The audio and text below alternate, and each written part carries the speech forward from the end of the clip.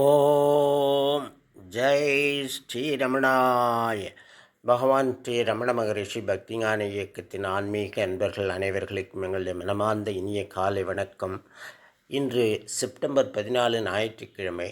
நோய் நொடி இல்லாதது மட்டும் ஆரோக்கியம் அல்ல என்ற தலைப்பில் இன்று நாம் தியானிக்க இருக்கிறோம். ஆரோக்கியம் என்ற வார்த்தையை டிஃபைன் பண்ணுவது மிகவும் சிரமமாகும். பொதுவாக உடல் அளவிலும் மன அளவிலும் ஒருவன் நோய் நொடி இல்லாமல் இருந்தால் அவன் ஆரோக்கியமாக இருப்பவனாக கருதப்படுவான். தனி மனிதனுடைய ஆரோக்கியம் அவன் தான் சார்ந்துள்ள சமூகத்தோடு கொண்டுள்ள தொடர்பையும் பொறுத்தது ஆகும். உடல் ஆரோக்கியம் ஒருவருடைய அடிப்படை அவசியமாகும். உடல் ஆரோக்கியமும் மன ஆரோக்கியமும் ஒன்றை ஒன்று சார்ந்தது. உடல் ஆரோக்கியம் சரியான ஊட்டச்சத்து மிக்க உணவுகளை எடுத்துக்கொள்ளுதல், முறையான உடற்பயிற்சி, யோக பயிற்சிகள் செய்வதன் மூலம் அமையும். திருமூலர் உடல் ஆரோக்கியம் உயிர் வளர்க்கும் உபாயம் என்று போற்றுகின்றார். உடம்பார் அழியின் உயிரார் அழிவர், திடம்பட மெய்ஞானம் சேரவும் மாட்டார். உடம்பை வளர்க்கும் உபாயம் அறிந்தே உடம்பை வளர்த்தேன் உயிர் வளர்த்தேனே என்று திருமந்திரத்தில் பேசுகிறார். உயிர் வளர்க்கும் கோவிலான இந்த உடம்பு அழிந்தால் அதனோடு உயிர் அழிகிறது. எனவேதான் உள்ளம் பெருங்கோயில் ஊனுடம்பு ஆலயம் என்று உடம்பை போற்றுகிறார் திருமூலர். உடம்பை முறையாக போற்றி பேணாதார் மெய்ஞானம் அடைய மாட்டார்கள். தான் உடம்பை போற்றி வளர்க்கும் உபாயம் அறிந்து உடம்பை வளர்த்து உயிரையும் வளர்த்தேனே என்று பேசுகிறார் திருமூலர். எனவே தனி மனித உடல் ஆரோக்கியம் மன ஆரோக்கியத்திற்கும் சமூக ஆரோக்கியத்திற்கும் அடிப்படையாகும். மன ஆரோக்கியம் உடல் ஆரோக்கியத்தை காட்டிலும் மிகவும் முக்கியமானது.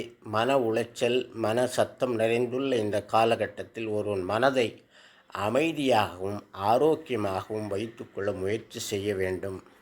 மன ஆரோக்கியம் உடல் ஆரோக்கியத்தை வெகுவாக பாதிக்கும். நம் குருநாதர் உடம்புக்கு நோய் என்பதே கிடையாது என்று அடிக்கடி கூறுவார்.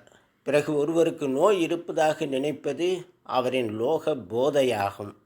ஒருவர் லோகத்தில் ஒன்றை அதிகமாக பற்றி கொண்டாலே அது போதையாகி நோயாகவே உருமாற்றம் பெற்றுவிடும். இதுதான் மன பிராந்தியால் மன மயக்கத்தால் வரும் நோய் நொடிகள். பெரும்பாலும் எல்லாம் மன உடல் சார்ந்த நோய்கள், சைக்கோசோமேட்டிக் டிசீசஸ் என்று ஆங்கிலத்தில் சொல்வார்கள்.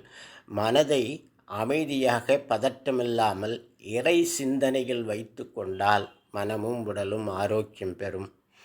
தனி மனிதனின் முழுமையான ஆரோக்கியம் அவன் சமூகத்தோடு கொண்டுள்ள தொடர்பை பொறுத்து உள்ளது.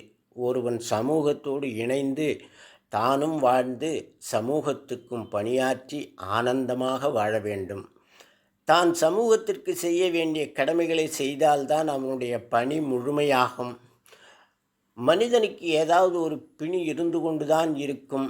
பிறவியே ஒரு பிணிதான். இந்த உடல் ஒரு நோய். நோய்க்கு ஒரு நோய் வந்தால் நல்லது தானே என்று பகவான் குறிப்பிடுவார். ஆரோக்கியம் என்பது ஏதோ தனியாக இருப்பதல்ல. நமக்கு அவ்வப்போது காணப்படும் நோய் நொடிகளை நீக்கிக் கொள்வதே ஆரோக்கியமாகும். இன்னும் சொல்லப்போனால் ஒருவனுக்கு எந்த நோய் நொடியும் இல்லை என்றால் அவனுக்கு என்னமோ ஏதோ என்று ஒருவித பயம் உண்டாகிவிடும். ஆனந்தமே ஆரோக்கியம், ஆரோக்கியமே ஆனந்தம். ஆனந்தமாக இருப்பவன் எப்போதும் ஆரோக்கியமாக இருப்பான். ஆரோக்கியத்தின் அடிப்படை அழகு ஆனந்தம். ஒருவன் எவ்வளவு பெரிய கஷ்டத்திற்கு இடையிலும் ஆனந்தமாக இருக்க முடியும். ஏனென்றால் கஷ்டங்கள் எல்லாம் வெளியிலிருந்து வருபவை.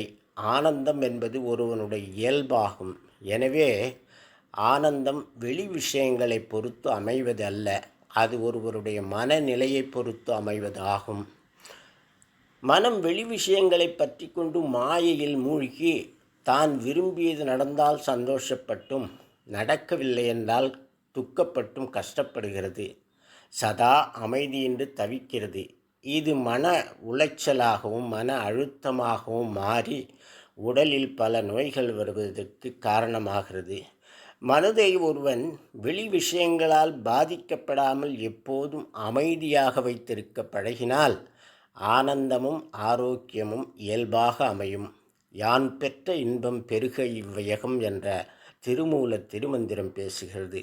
சகலமும் விழுங்கும் கதிரொளியினமன ஜலசமலத்தீடு அருணாச்சலா. ஓம் தத் சத். நாளை வேறொரு தலைப்பில் தியானிக்கலாம். அன்பர்களே, வணக்கம், நன்றி.